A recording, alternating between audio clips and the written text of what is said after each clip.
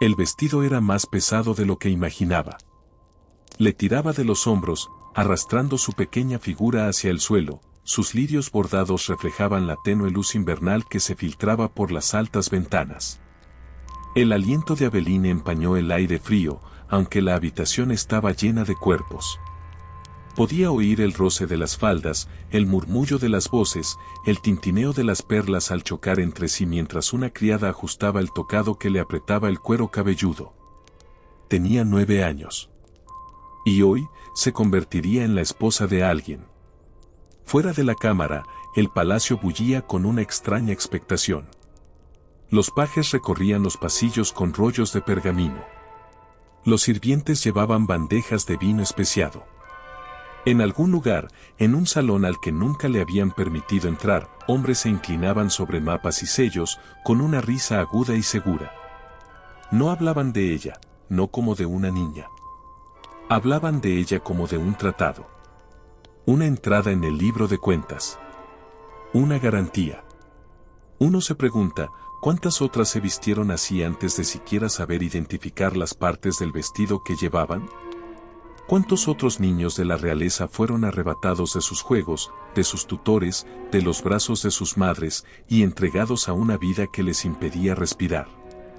Si quieres descubrir el destino oculto de estas novias olvidadas, suscríbete ahora y quédate conmigo hasta el final, porque verás cómo Aveline, la novia silenciosa que creían poder doblegar, se convirtió en la sombra que los hacía temblar. El aroma a agua de lavanda se aferraba a sus mangas, enmascarando el olor a humedad de la tela guardada del vestido. Al girar la cabeza, vio a su madre, la reina Isabeau, de pie junto al fuego con las manos cruzadas. El vestido de la reina era azul zafiro, y su velo reflejaba la luz como una cuchilla. No sonrió. No habló. Pero sus ojos recorrieron cada movimiento, el lazo del corpiño, el cierre del cinturón dorado, con la agudeza de un comandante que pasa revista a los soldados antes de la batalla. Aveline bajó la mirada. Le habían enseñado a no sostenerle la mirada a su madre. Lady Helene de Brésac, su dama de compañía, le ajustó la enagua de terciopelo, su toque era suave pero rápido. «Quieta, palomita», murmuró, tan suavemente que solo Aveline pudo oírla. La chica obedeció. Siempre obedecía. Desde la ventana, podía ver la aguja de la catedral atravesando la niebla matutina. Pronto sonarían las campanas, llamando a la gente de la ciudad a verla caminar. No para celebrar su juventud, sino para ser testigos de su utilidad. Le habían dicho que su prometido, el príncipe Lucien de Dreux, tenía 17 años, un hombre ya lo suficientemente alto como para mirarla sin inclinarse. Lo había visto una vez, en el gran salón, su cabello del color del trigo antes de la cosecha, su sonrisa tenue y fugaz. Margot de Calais, la sirvienta principal, entró con el velo de novia doblado en las manos. Era transparente como la escarcha, con los bordes cosidos con hilo de plata. Lo colocó sobre la cabeza de Aveline sin decir palabra. La tela suavizó el mundo, convirtiendo los colores en neblina y las voces en ecos lejanos. La puerta se abrió. Un chambelán hizo una profunda reverencia, anunciando que había llegado la hora. Aveline dio un paso adelante. El vestido se arrastró tras ella, susurrando sobre el suelo de piedra. Cada paso la alejaba más de la seguridad de la infancia y se adentraba en el salón donde los hombres esperaban para reclamar su silencio como victoria. No sabía entonces que el silencio podía herir más que cualquier espada. Pero aprendería. Y ellos también. Las primeras semanas en Dreux pasaron como un lento apretón de tela alrededor del cuello, no lo suficiente para matar, pero sí lo suficiente para que cada respiración fuera mesurada. El palacio aquí era más oscuro que el de Montclair, sus muros de piedra ennegrecida absorbían la luz invernal. En los aposentos de las mujeres, los pasos se amortiguaban con gruesas alfombras y el aire olía ligeramente a cera y almidón. Las risas de los hombres resonaban en el gran salón, pero aquí, en las estrechas habitaciones reservadas para esposas e hijas, las voces se convertían en murmullos o desaparecían por completo. Lady Galen se movía por estos pasillos como si siempre hubiera pertenecido a ellos. Sus faldas rozaban suavemente los juncos, con la cabeza inclinada en la forma de una deferencia practicada. Ya no era solo la asistente de Aveline, sino su guía en el silencio. Mira antes de hablar, le dijo, ajustando los pliegues del nuevo vestido de Aveline, un satén azul pálido que picaba en las costuras. Y cuando hables, sonríe primero. Eso los desarma. Es lo que te mantiene a salvo. Las demás mujeres obedecieron sin rechistar. Se sentaron con las manos juntas, la mirada fija en los bastidores de bordado o en el encaje a medio terminar, asintiendo cuando les hablaban. Sus palabras, cuando llegaban, eran suaves e inofensivas, cumplidos, preguntas sobre la salud, preguntas sobre el clima. Nadie les preguntó de dónde venían.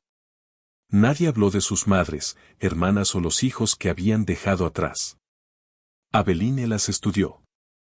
Algunas habían sido hermosas en su día, pero su belleza se había suavizado hasta convertirse en algo ornamental, como los bustos de mármol pulido que bordeaban la galería, perfectos, inmutables y sin vida. Otras parecían mayores de lo que eran, con la piel cetrina bajo capas de polvo. Todas sonreían de la misma manera, una leve curva hacia arriba, sin mostrar dientes. El príncipe Lucien solo entraba en el salón de mujeres cuando el deber lo requería. Se quedaba de pie en la puerta, con una mano en el pomo de su espada, recorriéndolas con la indiferencia de quien inspecciona ganado. Cuando su mirada se posó en Aveline, esbozó una leve sonrisa burlona, como si su silencio le divirtiera. Ya te acostumbrarás, dijo una vez, cuando ella no respondió a una pregunta que en realidad no le había hecho. En la mesa, el duque Bernard presidía como un juez, con su voz resonante llenando el espacio y sus manos cortando el aire mientras hablaba de impuestos, tratados y las fallas de los señores menores. Las mujeres se sentaban en el extremo inferior, con los platos servidos una y otra vez, sin que nadie les pidiera su opinión. Cuando la mirada del duque se posó en Aveline, se detuvo un instante más de lo debido, no con admiración, sino con valoración. Ella podía sentir su peso, como quien evalúa la resistencia de un caballo. Las advertencias de Helen llegaban con los más mínimos gestos, un roce de sus dedos contra la manga de Aveline, un gesto de la boca tenso antes de empezar una conversación. Nunca te pongas demasiado contenta, susurró una vez, mientras Lucien contaba una victoria de caza. Y nunca te pongas demasiado disgustada. Recuerdan ambas cosas. Algunas noches, Aveline permanecía despierta en su habitación, escuchando el leve crujido de pasos fuera de su puerta. Pensaba en las otras novias que había visto en Montclair, ahora dispersas por otros palacios y fortalezas. ¿Habían aprendido a sonreír así? ¿Habían también acallado sus voces? Empezó a comprender que sobrevivir aquí no consistía en complacer a nadie. Se trataba de observar, recolectar, esperar, hasta que llegara el momento oportuno para hacer algo con lo que veía. Y Aveline estaba mirando todo. Al final de su primera temporada en Dreux, Aveline había aprendido el valor de la quietud. No era la quietud pasiva de un niño asustado, sino la quietud deliberada, la quietud de una mano que sostiene una espada debajo de la mesa, esperando el momento adecuado para atacar. En la cámara del consejo, se sentaba junto a Lucien durante las audiencias, con las manos cruzadas sobre el regazo y la mirada baja, lo justo para parecer deferente. Lo escuchaba todo, los halagos, las fanfarronerías, las amenazas veladas que intercambiaban hombres que fingían ser aliados.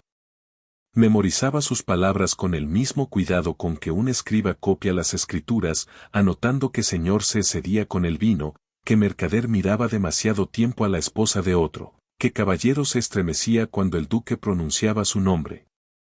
Lucien confundió su silencio con apatía. Eso le sentaba bien.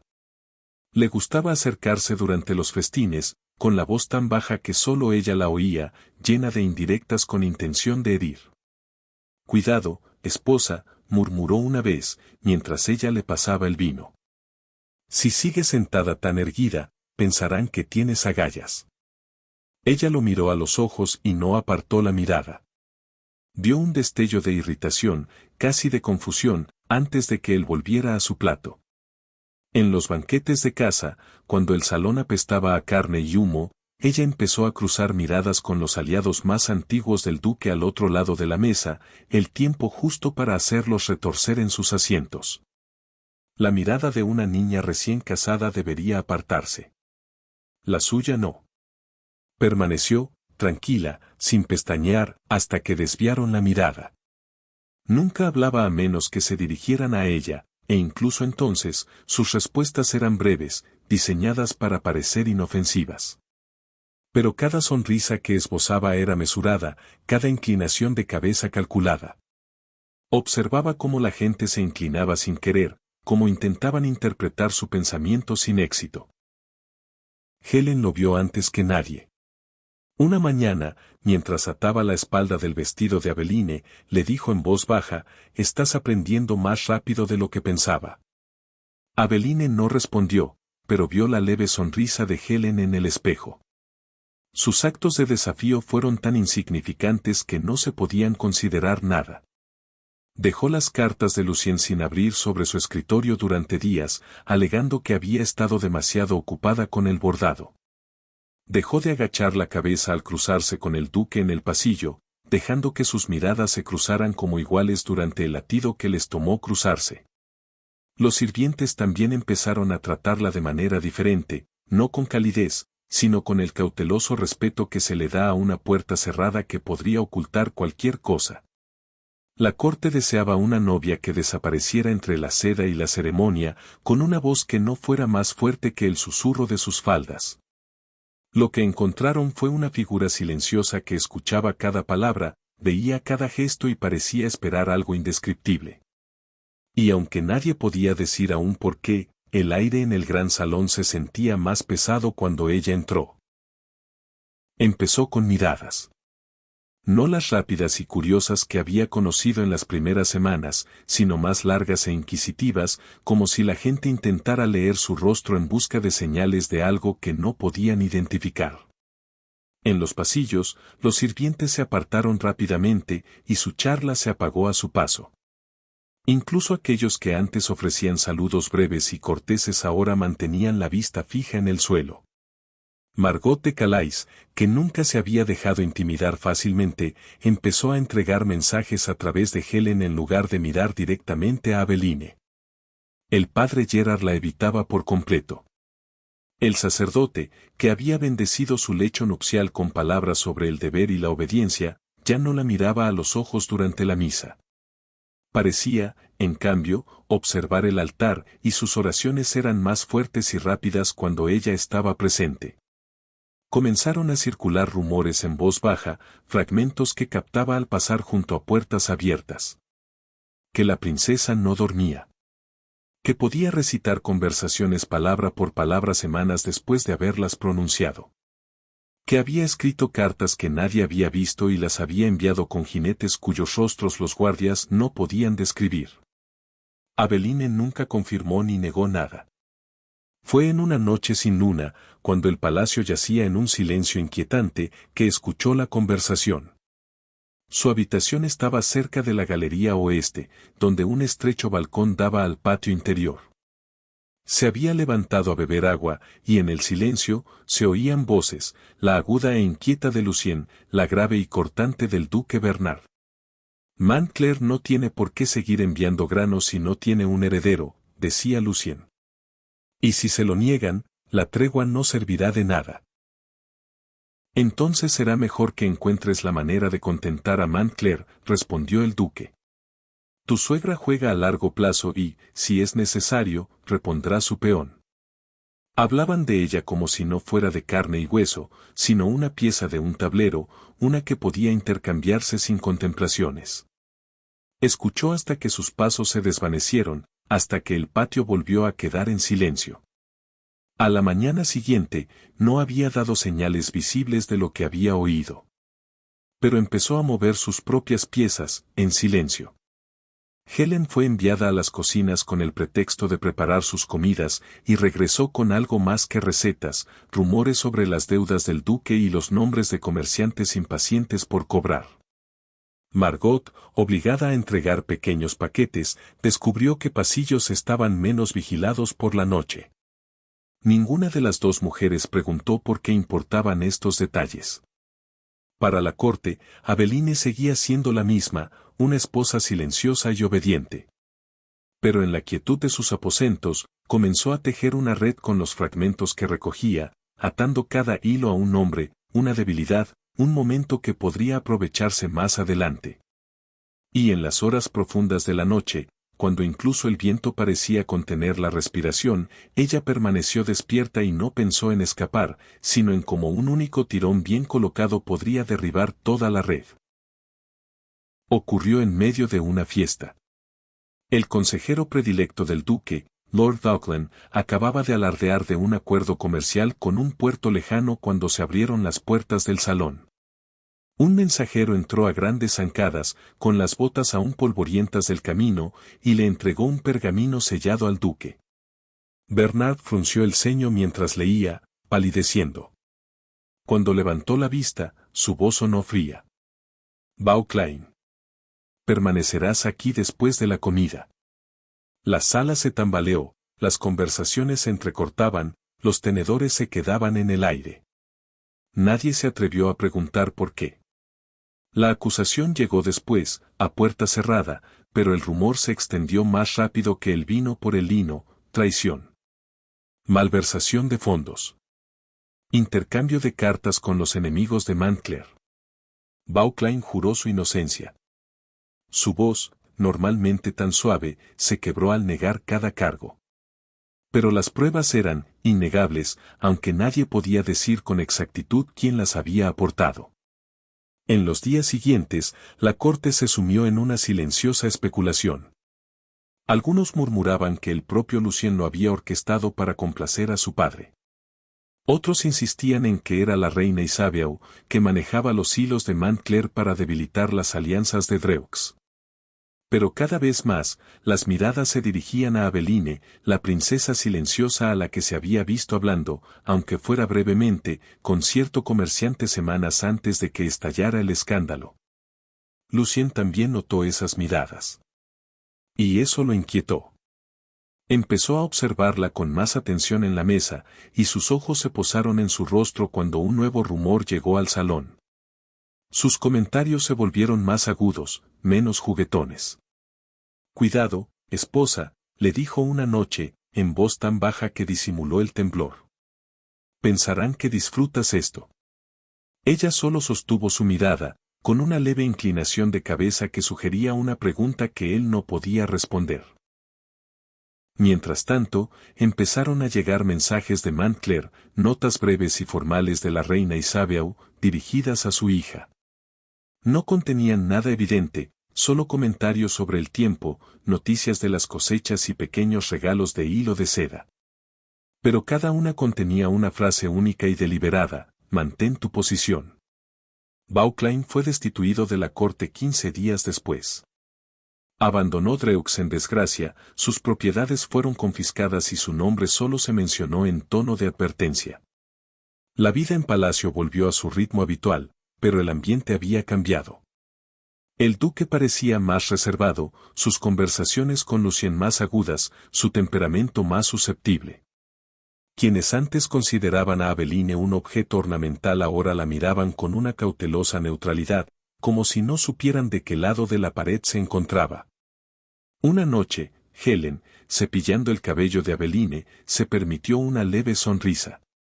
«Están empezando a verte», murmuró. Aveline no dijo nada. No hacía falta. La primera grieta había aparecido, y ella sabía exactamente cómo hacerla crecer. El salón estaba cálido por la luz del fuego, pero el aire se sentía frío. Era un festín destinado a aliviar tensiones, una muestra de unidad tras semanas de tensos silencios y conversaciones cautelosas. Las mesas estaban repletas de carne de caza asada y frutas confitadas, y el vino fluía con más libertad que las palabras. En la mesa principal, la voz del duque Bernardo dominaba, aunque con una nueva aspereza, como una espada que pierde su filo. Lucien estaba sentado a su lado, con una sonrisa fija y frágil, tamborileando con una mano sobre la madera. Aveline estaba donde siempre, quieta, serena, con la mirada fija en un rostro tras otro. No había pronunciado una sola palabra en público desde el día de su boda. Algunos ya no lo esperaban. Otros susurraban que ya no tenía voz. El duque estaba en pleno relato de una antigua victoria militar cuando un comentario de un noble menor cambió el ambiente. Se trataba de los cargamentos de grano, los que faltaban, y de los comerciantes que no habían recibido su pago.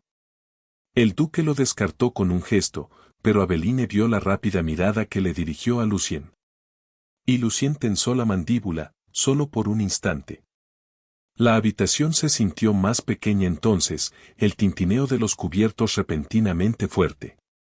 La mirada de Aveline se posó en el hombre frente a ella, un señor mercante cuyas deudas había rastreado en silencio durante meses.